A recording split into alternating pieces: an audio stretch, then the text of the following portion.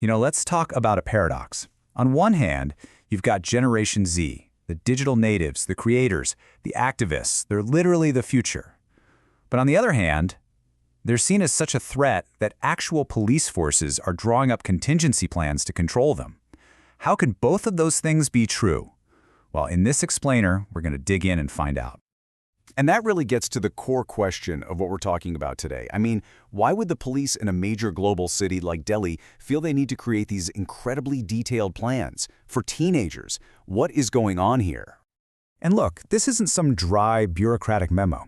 The directive that was given to law enforcement is, well, it's pretty direct. The quote is, if they take to the streets, the police need to know what to do, how to stop them.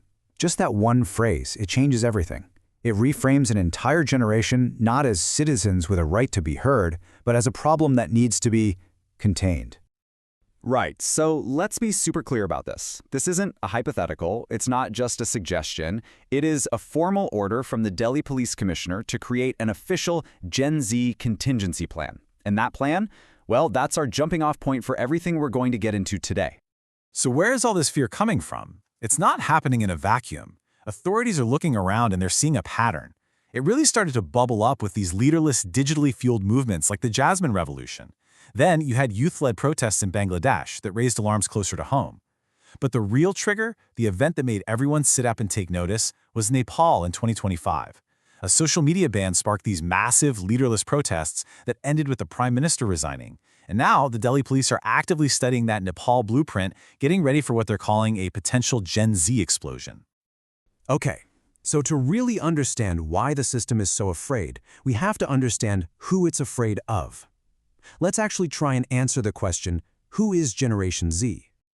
The textbook definition is pretty simple, right? Anyone born between 1997 and 2012.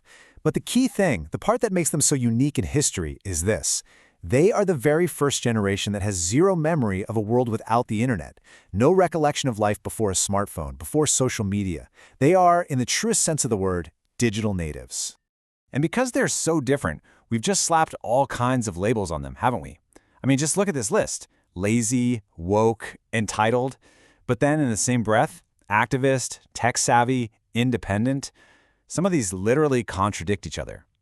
How can an entire generation be both lazy and an activist? It really makes you wonder, can one set of labels possibly define 2.5 billion people? And this is where that simple, easy narrative just completely falls apart. I mean, think about it for a second. Can you really compare an AI founder in Silicon Valley with, say, a teenage girl in rural India who has to walk 2 hours just to get to school? They're both technically Gen Z, sure, but their lived realities are worlds apart. It kind of suggests that our whole popular understanding of this generation might be built on a faulty foundation. So, this brings us to what I think is the first major twist in this story. It turns out that the popular image of Gen Z, the one we see in ads and news articles, is based on a massive misunderstanding of who they are, and maybe more importantly, where they actually live. Just take a look at this chart. It's from a 2021 UN report, and it cuts right to the heart of the matter. A staggering 85% of Gen Z lives in the global south. Just 15% live in the USA and Europe, which of course are the very places that create almost all of the stereotypes we hear every single day. This slide just lays bare the giant chasm between perception and reality.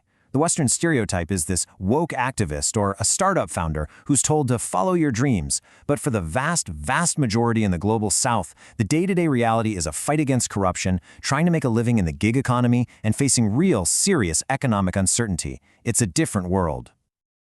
All of this really boils down to one simple but incredibly powerful idea.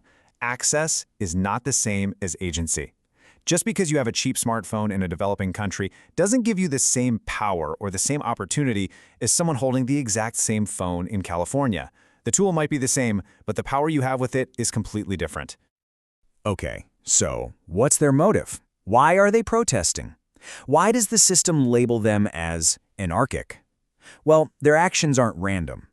To really get why the police are worried about an explosion, we have to look at the incredible, multi-layered pressures this generation is living under. Let's start with something basic: money.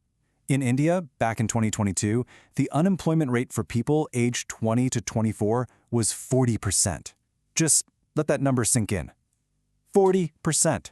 We're talking about a reality where people with master's degrees are forced to become delivery drivers just to make ends meet. That is not a failure of individual ambition, that's a systemic failure. But the pressure isn't just external. It's not just economic. As the author Simon Sinek points out, this generation is facing some pretty unique internal challenges too. He says they are not equipped on how to deal with stress. They're just less equipped than previous generations. And he's not saying that as a criticism. It's more of an observation about what it's like to grow up in this chaotic, hyper-connected world we've built. And this internal pressure has this fascinating, unexpected ripple effect in the workplace, something Sinek calls the empath burnout cycle. It's a wild idea. It goes like this. A Gen Z employee struggling with stress brings all of their life's problems with them to work. Naturally, they confide in the most empathetic people on their team. Over time, those empathetic colleagues become, well, emotional dumping grounds. And the result? The empaths get totally burned out from carrying everyone else's stress, and they quit. It's a brand new dynamic that older generations of managers are really struggling to figure out. So, all of this brings us full circle, right back to where we started. A system that's confronting a generation it fundamentally doesn't understand. And that confrontation really leads to a choice, a fork in the road, between two very, very different paths forward. Path number 1 is the strategy of control. It's all laid out right here in the Delhi Contingency Playbook. And what does that look like? Widespread surveillance and monitoring. An inventory of non-lethal weapons. We're talking rubber bullets, water cannons, tear gas.